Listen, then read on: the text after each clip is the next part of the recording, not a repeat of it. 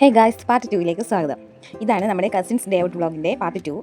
വേറൊന്നുമല്ല, കുഞ്ഞാൻ്റെ ചെറുതായിട്ട് അടിയിട്ടിരിക്കുക. അതാണ് ഈ മോന്തേ കാണിച്ച് ഇങ്ങനെ ഇരിക്കുന്നത്.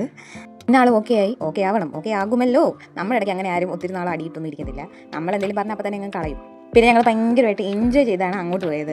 സത്യം പറയാല് ഒരു ബോറടി പോലും ഇല്ല. പിന്നെ വിഷ്ണുചേട്ടൻ നമ്മുടെ കുടുംബത്തിലെ ഒരു അംഗത്തെ പോലെ തന്നെയായിരുന്നു. നമ്മുടെ ചേട്ടന്മാർ എങ്ങനെയാണോ ചിലപ്പോൾ അതിനെക്കാട്ടി നല്ല സ്നേഹമായിരുന്നു ഞങ്ങളെടുത്ത്. ബാക്കിരിക്കുന്ന ഈ 3 പേരെ ശ്രദ്ധിച്ചോ, ഇവരെ കയ്യിലാണ് ഉണ്ണിയപ്പം കവറും ഉള്ളത്. ഇവർ കയറിയിടം മുതൽ ഉണ്ണിയപ്പം കഴിക്കാൻ തുടങ്ങിയത്. വീട് ചെല്ലുമ്പോഴത്തേക്കിന് ഉണ്ണിയപ്പം കിട്ടുമോ എന്തോ. ഞങ്ങൾ പാട്ടൊക്കെ ഇട്ട് എൻജോയ് ചെയ്താണ് അങ്ങോട്ട് പോയത്.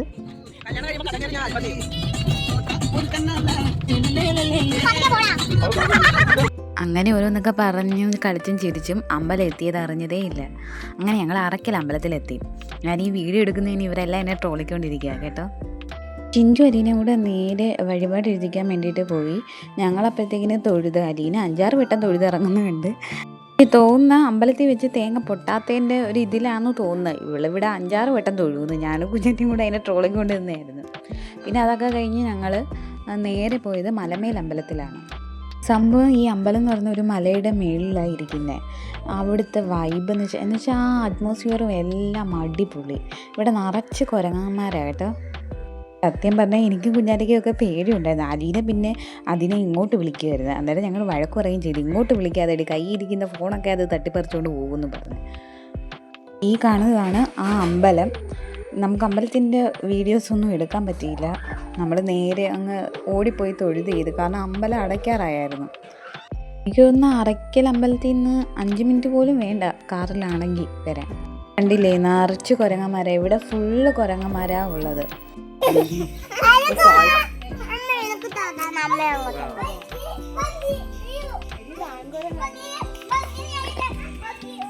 അമ്പോ, ഈ ഒരു വ്യൂ കണ്ടോ?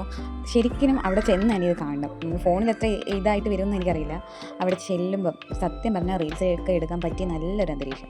എന്തായാലും വന്നില്ലേ, അങ്ങനെ 2 റീൽസ് എടുക്കാമെന്ന് കരുതി ഞങ്ങളൊരു റീലെടുത്ത്. പിന്നെ ഞങ്ങൾ നേരെ പോയത് അലീനയുടെ മുടിയിൽ കുറച്ച് മാറ്റം വരുത്താമെന്ന് കരുതി.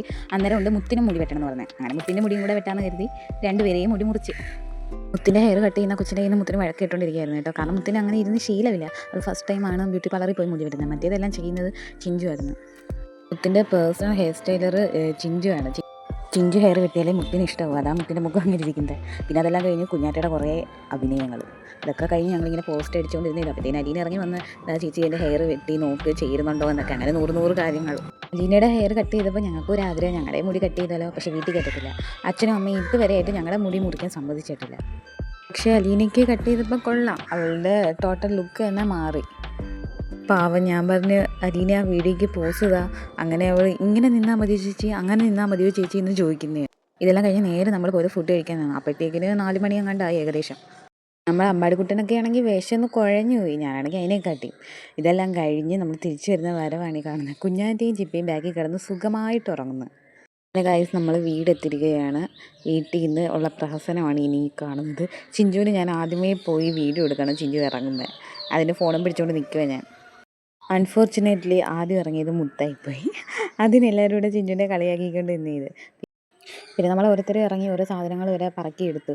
കാരണം കാറിനകത്ത് എന്തെങ്കിലും ഉണ്ടെങ്കിൽ പിന്നെ അത് കിട്ടാൻ ഭയങ്കര പാടായിരിക്കും. അങ്ങനെ അലീന ഓരോരുത്തരെ പറക്കിയെടുക്കുന്ന ഈ കാണുന്നത്. യാത്ര ചെയ്ത് എല്ലാവരും നല്ലപോലെ ക്ഷീണിച്ച്, പക്ഷേ വണ്ടി ഓടിച്ച വിഷ്ണുചേട്ടൻ മാത്രം ക്ഷീണിച്ചില്ല. കഷ്ടം. എടുത്തു പറയേണ്ട കാര്യം എന്ന് വെച്ചാൽ വിഷ്ണുചേട്ടൻ ഞങ്ങളെ സേഫായിട്ടാണ് കൊണ്ടെത്തിച്ചത് എല്ലാ സ്ഥലത്തും. ചില ആളുകൾ വണ്ടി ഓടിക്കുമ്പോൾ നമുക്കൊരു പേടിയാണല്ലോ. പക്ഷേ ഈ ചേട്ടൻ്റെ കൂടെ പോയിട്ട് ഒരു പേടിയില്ലായിരുന്നു. ഭയങ്കര എൻജോയ് ചെയ്തായിരുന്നു ഞങ്ങളെല്ലാം പോയത്. ഞങ്ങൾ വന്ന സമയത്തിന് അച്ഛനൊക്കെ കഴിക്കുന്നേ ഉള്ളൂ. അങ്ങനെ വിഷ്ണുചേട്ടൻ എല്ലാവരുടെ അടുത്തും ടാറ്റാ ബൈ ബൈ ഒക്കെ പറഞ്ഞ് പോയി. Thanks for watching. അപ്പോൾ എല്ലാവരും സബ്സ്ക്രൈബ് ചെയ്യണേ.